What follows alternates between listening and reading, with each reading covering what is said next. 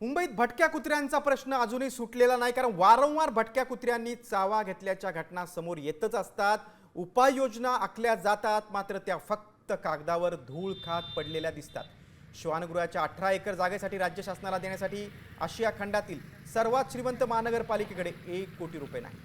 बीएमसीच्या दप्तरी गेल्या 15 वर्षांपासून श्वानगृह बांधण्याचा प्रस्ताव धूळ खात पडलेला आहे, ज्याचा मनस्ताप आता सर्वसामान्यांना होताना दिसतोय.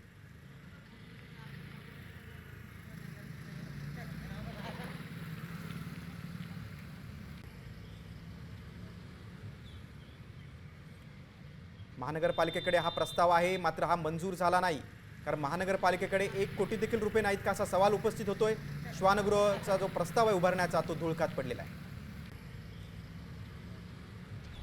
गेल्या 15 वर्षात 12,73,000 मुंबईकरांना भटक्या कुत्र्यांनी चावा घेतलाय. गेल्या 22 वर्षात तब्बल 16,60,000 नागरिकांना कुत्र्यांनी चावा घेतला. 2024 मध्ये तब्बल 1,35,000 मुंबईकरांना भटक्या कुत्र्यांचा चावा आहे. 2004 ते 2013 या दरम्यान 160 मुंबईकरांचा कुत्र्यांच्या चाव्यामुळे मृत्यू झालाय. श्वानगृहाच्या 18 एकर जागेसाठी पालिकेकडे पुरेसे पैसे नाहीत, त्यामुळे हा प्रस्ताव धुळकात पडलाय.